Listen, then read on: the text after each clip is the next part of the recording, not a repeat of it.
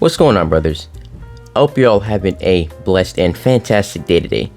It is now week 5 of the 10K agency quest, and I can feel myself inching closer and closer to success as the days go by. As you guys should know by now, I do have some notes over here just so I stay on track, but let's go ahead and get right into the video. So let's talk about cold email.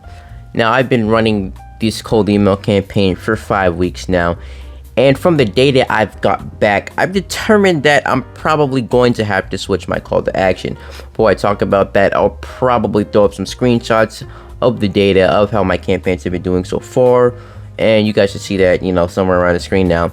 Anyway, my campaigns are getting a lot of replies, and a lot of positive replies at that. So people are expressing interest in this VSL that I'm offering. The problem that I'm facing right now is that I'll send them the VSL, I'll send them the link to my phone where they can watch the video, but nobody is watching the video. They're not checking it out. They're not viewing it, and obviously they're not booking any appointments either. Fairly certain I told you guys last week that I was facing a similar problem, but now I've got even more positive response, even more positive replies, and the problem is still there. So I've decided I'm going to be switching my call to action. And rather than getting them to watch the VSL, I plan on directing them to a different page where they can, book a meeting with me, a quick phone call. Essentially, it's going to be a warm call where I ask them some questions to make sure we're a good fit for each other, and then transition them into the actual sales meeting where I can hopefully close them and start making some money. Now, I want to talk a little bit about cold calling. Now, I did do some more cold calls last week. Was testing out a new script. Shout out to my boy Ron in the Discord. And now, his script isn't bad. It's just the niche, the market that I'm in, which is e-commerce. People don't really tend to pick up the phone. Those that do pick up the phone, it's some sort of gatekeeper. And sometimes I'll get through the gatekeeper. Sometimes I won't get through the gatekeeper. But I found that it's not a really good investment of my time to keep doing these cold calls. And decided I'd rather just focus on this cold email. Focusing on really dialing that in, getting better at that, and becoming the cold email king, because I'm going to be the cold email king.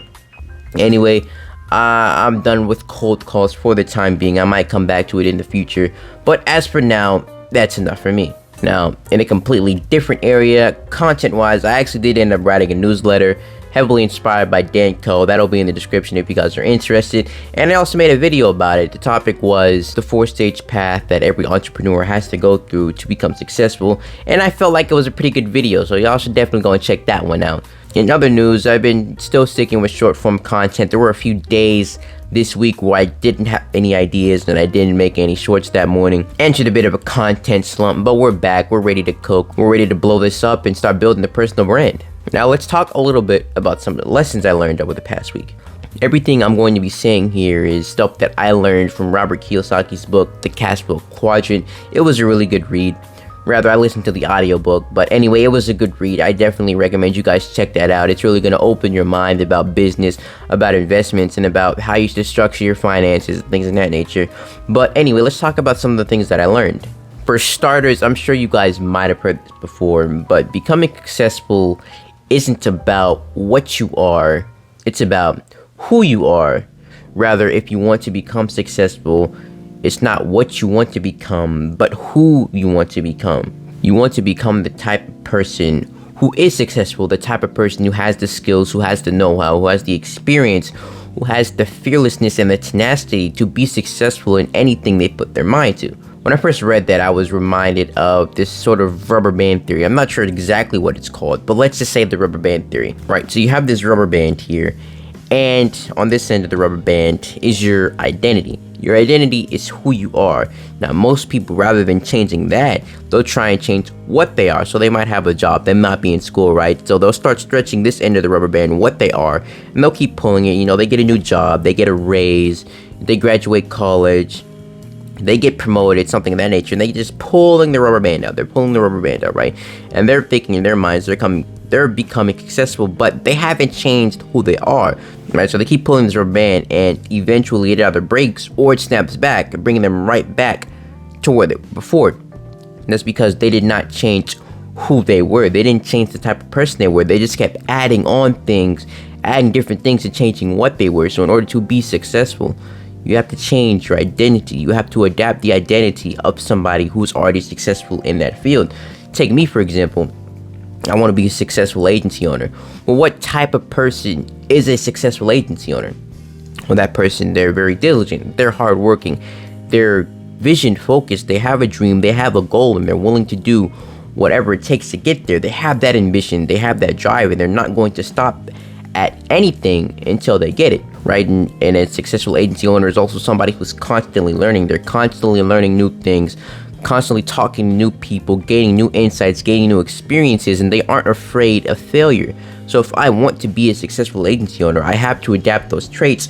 Otherwise, I'll get some sort of success and I'll just snap right back to where I once was, because I didn't change who I was. I just changed what I was doing. So you've got to change who you are and not what you are. Now, another thing is that you need to know the difference between facts and opinions. And you might be a little confused by that, but a lot of the things that we think that we know about business, that we know about working jobs, success and all of that are opinions. But what the facts are the numbers, right? One such opinion is that the only way to be successful is to go to college, get a job, work the 9 to 5, and retire at 65. Another opinion is that it's too late to start an online business, or it's too late to start a YouTube channel, or it's too late to become successful because there's already so many people, everything's saturated, and it's just not possible anymore. But the numbers say something different. The numbers are saying that there's a new person becoming successful, starting a successful agency, signing their new client every single day, right? Every day on YouTube, there's a new channel getting 1,000 subscribers. Every day, there's people still becoming successful. So there's absolutely no reason why you yourself should not be able to become successful. You have to look at the numbers. You have to look at the data, and the data says that it's still possible, that you can still do this, that you can still succeed, as given that you do put in the work and have the drive to want to get there. And finally, the path to success is taken step by step. You start with baby steps, you take it day by day, you improve bit by bit, and eventually you become that person you've always wanted to be, and you achieve the things that you've always wanted to achieve. And to kind of put that into perspective, I've got a question for you. How would you eat an elephant? Now, obviously, you're not going to try and eat the entire elephant on the first day. You don't have enough room in your stomach for that, right? You'd get sick, you'd start throwing up, you'd be at the doctor. It wouldn't be a very good experience. Rather than do that, you would eat this poor elephant piece by piece, right? You'd maybe cut off some of the trunk and maybe the leg, piece of the leg. I can't imagine actually eating an elephant, but let's just imagine we are. That's a strange food to eat, but anyway, you're eating that elephant, you're taking it off piece by piece, day by day, you're eating a little bit of that elephant, and eventually, 1-2 years down the line, you go outside, and that elephant is gone. Then you look back, and you think to yourself, wow, I can't believe I ate that entire elephant, because you were taking it day by day, step by step, percent by percent, and eventually, you ate that elephant, i.e. you gained that success that you've always wanted. And finally, my plans for the next week. Scaling up the email campaigns. My first campaign is almost completely scaled to the max. By next week it will be, and then we'll be sending out from that one 120 per day. My other campaign, my second campaign, that's probably going to take 2 more weeks to get to max capacity.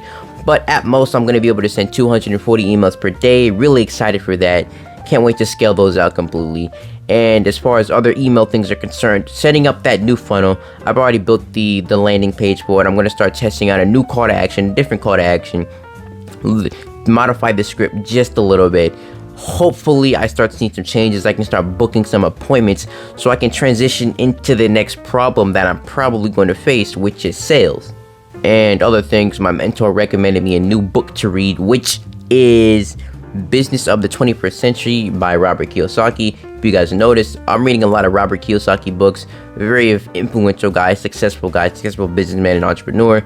And my mentor's been recommending me a lot of his reads, and I'm enjoying them. So I'm planning to get that one read. It's a lot shorter than Cash Flow Quadrant, so I'll probably get that done in a few days. And finally, the next edition of my newsletter, gonna be talking about dopamine and the cheap dopamine trap and how exactly you can escape out of that. So be on the lookout for that. That's gonna be dropping next Wednesday, rather this Wednesday, because I'm uploading this on Sunday. And other than that, I'm gonna drop a video on Thursday. And it's basically my plans for the week. So So hopefully you all found some value in this. Hopefully you're able to learn from some of the lessons that I learned or some of the actions I've taken. You gained some new insight, you've gained some motivation, and you're ready to take on the world and scale your business and be massively successful. Make sure to like, comment, and subscribe if you enjoyed the video. If you did and dislike it, you can leave a hate comment and you can swap my house or whatever. In any case, let's put the work in. Peace.